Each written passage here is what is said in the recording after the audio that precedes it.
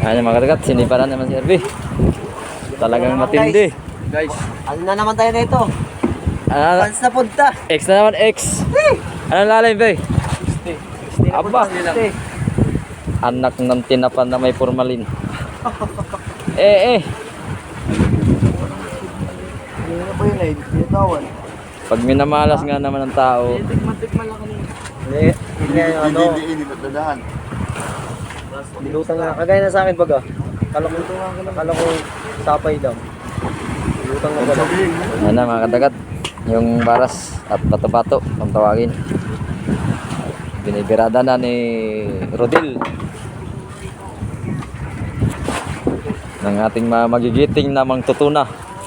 Almost 20 years or 30 years pataas namimiwas dito sa Pacific Ocean. Talagang matindi itong ating karibal na bata. Bata yan pero may asawa na yan. Tatlo na yung anak yan guys. Tatlo na. Pwede na pala mga asawa. Bata lang pero matigas na. Oo nga, halata naman. Yan o. Sakto guys, kaya magbe-birthday siya sa 13. Kaya pala. Salamat sa biyaya sa dagat na binigyan pala yung Ayunan magatong pasawa to. Kasaya ating birthday boy.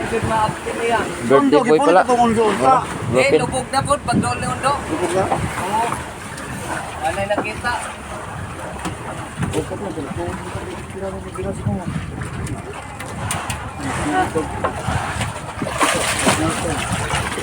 Yun o. Salamat sa biyaya ng dagat. Ay. Up. Ano pa siya oh? Isa. Ano siya? Dalawa. Isa ka biskwit ya. Tatlo. Apat. Gambo na Ligaw, clumsy. May utos lang.